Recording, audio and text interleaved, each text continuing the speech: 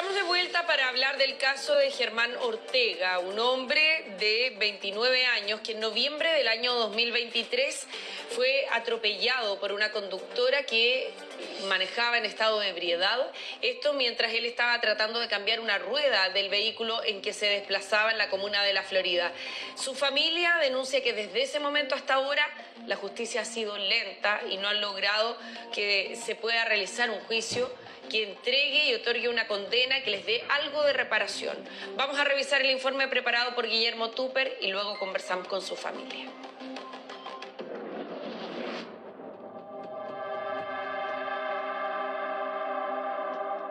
Era una persona súper alegre, le gustaba harto salir con sus amigos, estar con su familia.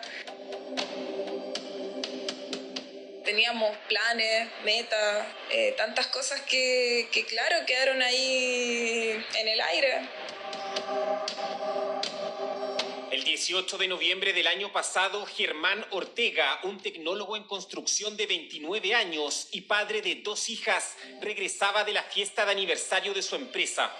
Eran pasadas las 4 de la madrugada, cuando casi al llegar a la intersección de Avenida La Florida con Departamental, el vehículo que lo trasladaba a él y a varios de sus compañeros pinchó el neumático delantero derecho. Después de avanzar un par de kilómetros, nos detuvimos en la Avenida Departamental. Me acuerdo que haber dicho, hoy tenemos que lidiarnos para poder revisar. No sé si fui yo o fue otra persona que hoy recuerden instalar el triángulo, prender las luces, como digo, medidas de seguridad. Aquí fue donde estacionaron los compañeros Germán el auto y empezaron a cambiar el neumático.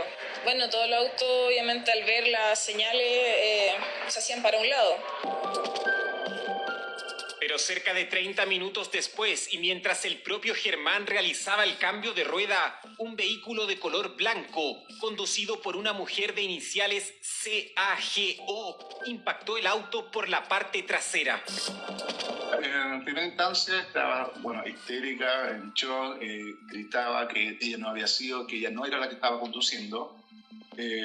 Trató de escapar, digamos, había una especie de parque. Vimos una persona que estaba debajo, que había quedado debajo del vehículo, pero no sabíamos quién era. Entre que deteníamos a esta niña y después vimos que era Germán el que había quedado debajo de la rueda. El parte policial consignó que la mujer manejaba sin haber obtenido su licencia de conducir y que la totalidad de la documentación de su vehículo estaba vencida. Además, la prueba respiratoria arrojó 0,9 gramos por litro de alcohol en la sangre, es decir, se encontraba en estado de ebriedad.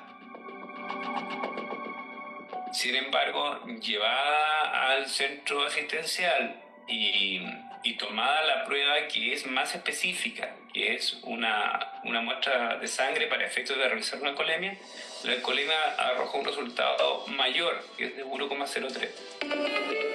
Tras la llegada de personal del SAMU, a Germán se le practicó reanimación cardiopulmonar, pero falleció en el mismo lugar debido a la gravedad de sus lesiones.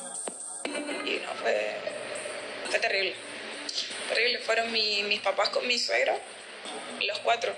Fueron a darme la noticia a mi casa y yo estaba con mi bebé más chica en brazos. Solamente yo vi su cara y supe de inmediato lo que había pasado.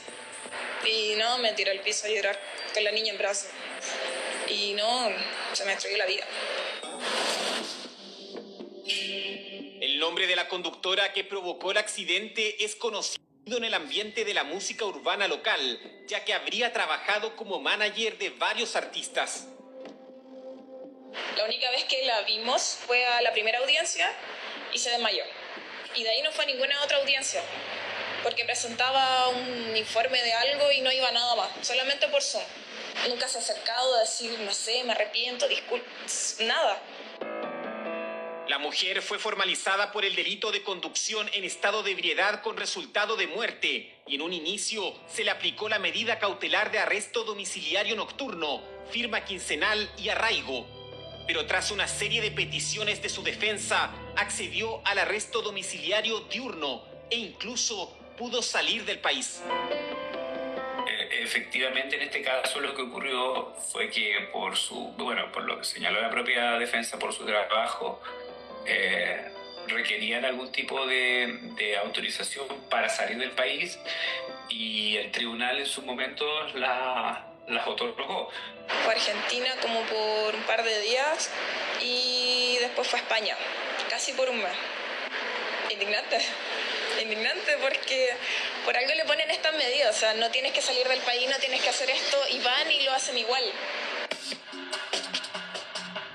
La ley Emilia sanciona con 3 años y 1 día a 5 años de cárcel el delito de conducir en estado de ebriedad o bajo la influencia de las drogas. Además, considera al menos 1 año de prisión efectiva para quien provoque lesiones graves o muerte y comete este delito por primera vez. Sin embargo, la defensa de esta joven manager presentó un requerimiento al Tribunal Constitucional, el que fue acogido. De esta forma, ella podría evitar la cárcel y acceder a la pena sustitutiva de libertad vigilada intensiva.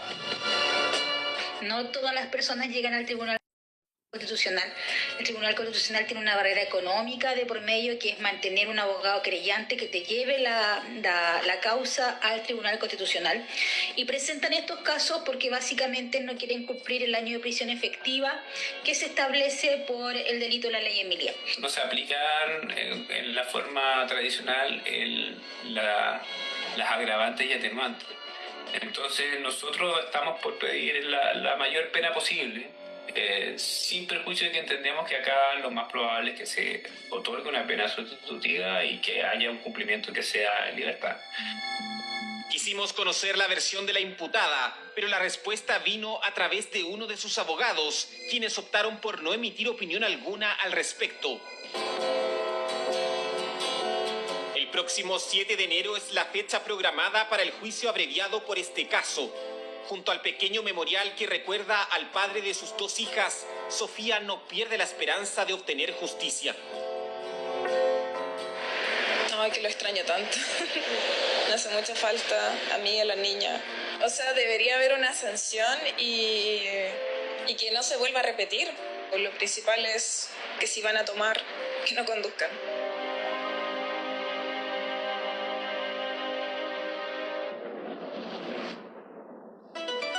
Bueno, precisamente a esta hora estamos con Fernanda Ortega, hermana de Germán, y también estamos con Carolina Figueroa, presidenta de la Fundación Emilia, para conversar sobre este caso y sobre la estrategia también que ha desplegado la imputada, quien está formalizada por la muerte de Germán.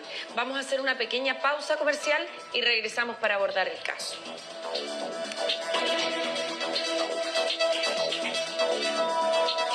Estamos de vuelta y tal como les habíamos comentado, estamos con Fernanda Ortega, hermana de Germán, para conversar sobre su caso, y con Carolina Figueroa, presidenta de la Fundación Emilia. Lo primero, Fernanda, muchas gracias por conversar con nosotros. Preguntarte qué les ha parecido a ustedes como familia las estrategias que ha desplegado la conductora, ¿no es cierto?, que está imputada del accidente que terminó con la vida de tu hermano. Hola, buenas tardes. Si ya había sido difícil afrontar la pérdida de mi hermano, todo lo que ha sucedido dentro de este proceso penal es muy desesperanzador, sobre todo la resolución del Tribunal Constitucional. El hecho de que lo más probable es que ella no tenga cárcel efectiva nos deja muy, muy tristes, pero fuera de eso, con una rabia de saber que esta persona está en la calle pudiendo. Ella es un peligro público. Ella tomó la decisión ese día de salir bajo los efectos del alcohol, sin tener su licencia, sin tener documentos del auto al día. Ella tomó la decisión y ella mató a mi hermano. Y todas las decisiones tienen consecuencias. Y para nosotros la consecuencia es irreparable. Por lo que estamos en un proceso de lucha para exigir justicia y lamentablemente no estamos recibiendo el apoyo de la justicia que esperamos. Claro, ha sido decepcionante en ese sentido. Ahora, Carolina, buenas tardes. ¿Qué tan común es esto que estamos viendo en este caso, donde la imputada hace una presentación ante el Tribunal Constitucional, incluso para no cumplir con esto que en algún minuto se consideró que era el gran avance que tenía la ley Emilia, que era la privación de libertad de 1 año a lo menos para un conductor que provocara la muerte de otra persona, ¿no? ¿Qué tan frecuente es esto? Mira, según las estadísticas que nosotros manejamos, el 32% de las causas que ingresan por el artículo 196 ter de la ley Emilia efectivamente acuden al Tribunal Constitucional. Tomando en cuenta que esta ley pasó por resguardo constitucional en el Congreso, o sea, el legislativo efectivamente tomó las medidas preventivas para que esto no sucediera, aún así llevan al Tribunal Constitucional. Y lo que aquí se ve primero es un factor económico. No todas las familias tienen las condiciones económicas para mantener un abogado que te permita hacer una defensa en el Tribunal Constitucional, y eso rompe de alguna forma el principio de igualdad ante la ley, primero que todo. Y segundo, también se genera una victimización secundaria, porque tú lo viste en este caso en específico, la familia tiene que volver a ver y volver a pasar por procesos de duelo que no se cierran porque existe esta sensación, esta percepción que es real, en este caso, de que la justicia no funciona. Entonces los parámetros que puso la ley Emilia fue para evitar este tipo de situaciones y finalmente las estamos viendo. Entonces el llamado al legislativo es a ver cómo reformamos y empezamos en 5+1 para evitar victimización secundaria cuando este tipo de casos se presentan en el TC. Claro. Perdona, Carolina, pero ¿cuáles son los argumentos cuando van estas personas al Tribunal Constitucional? ¿Qué argumentan para no cumplir con esta medida que establece la ley? Sobre todo una persona que no tenía licencia, estaba conduciendo en estado de ebriedad, que no tenía los documentos del auto. O sea, uno se tiende a preguntar como ciudadano, ¿qué puede tener a su favor, no? Bueno, básicamente sostienen que hay delitos que tienen un dolo más agravado que los delitos que están asociados con los que son tipificados por la ley Emilia, como el delito de secuestro, etcétera, que no tienen el año de prisión efectiva asociado. Y dentro de esa escala de situaciones de delito y penas aflictivas, entonces funciona así el Tribunal Constitucional y da cuenta de que efectivamente considera que este es un delito de segundo orden, lo que es terrible porque estamos hablando de pérdidas de vida todos los años. Claro que sí, y la pérdida de vida en ese sentido es irreparable, como decía Fernanda. O sea, las consecuencias las sufre la familia víctima de esto, pero no las sufre quien lo provocó. Entonces es muy complejo lo que está pasando. Ahora, ¿qué le pedirían ustedes, Fernanda, a la justicia? Entendiendo que el Tribunal Constitucional ya le dio la razón a esta presentación que hizo ella a través de su abogado. Bueno, estamos esperando el juicio el 7 de enero. Sí.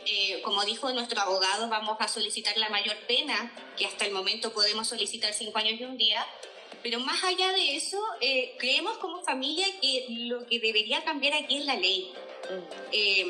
¿Cómo se les permite a estas personas, a estos asesinos al volante, llevar una vida totalmente normal después de causar muerte? Pues estamos hablando de una muerte, no de lesiones leves ni no. A mi hermano lo mataron. Entonces, creo que más allá deberíamos apoyar a... Hay un proyecto de ley que nosotros estamos tratando de juntar firmas, que es la ley Paulina. No sé si recuerdan el caso de Paulina Fuentes, la chica que la atropellaron en Santiago. Sí, al parecer un médico lo que hemos también cubierto él nosotros, está sí. en su casa como si nada, trabajando. Entonces yo creo que lo que podríamos hacer también es juntar firmas, tratar de llevar una ley que pueda tener sanciones más agresivas y con los imputados, y además de eso una mayor contención y apoyo a la familia, que al final somos revictimizados por el sistema. Claro que sí. Ahora, Carolina, muy cortito, aquí ha habido casos donde a pesar del fallo del Tribunal Constitucional se otorgue la pena máxima o se dé ese año de prisión, o los tribunales nunca contradicen al Tribunal Constitucional. Y por otra parte, si tú también estás impulsando ese cambio legislativo. Nosotros conocemos casos en que efectivamente se logra el 5+1, que es la pena que están pidiendo en este caso en específico, y con el 5+1 efectivamente pasan más del año efectivo de cárcel, que es lo que establece la ley Emilia, porque es la mitad de la condena la que tienen que pasar en cárcel efectiva. Por eso se pide el 5+1 en todos los delitos, entre comillas, dolosos. Y en los cambios legislativos hay un problema más de fondo, que es que hay que cambiar básicamente el sistema de la escala de las penas. Entonces no sacamos mucho con modificar una pena en específico, sino cambiamos la escala de todas las penas en general. Bueno, es complejo, pero se ha hablado, ojo que no se ha dejado de hablar del tema de una necesaria modificación del Código Penal frente a esto, así es que no solamente en este tema, sino que en otros temas que requieren esta modificación hace rato, esperemos que se produzca este cambio y esperemos también que el Tribunal Constitucional tome conciencia de las decisiones que está tomando también, que sus integrantes puedan sopesar que aquí se están afectando familias también que prácticamente quedan sin reparación. Fernanda Ortega, muchas gracias por haber estado con nosotros esta tarde en el programa. Por supuesto que vamos a seguir abordando este tema y también a Carolina Figueroa, como siempre. Muchas gracias por conversar con nosotros. Gracias a ustedes. Gracias a ambas, que estén muy bien.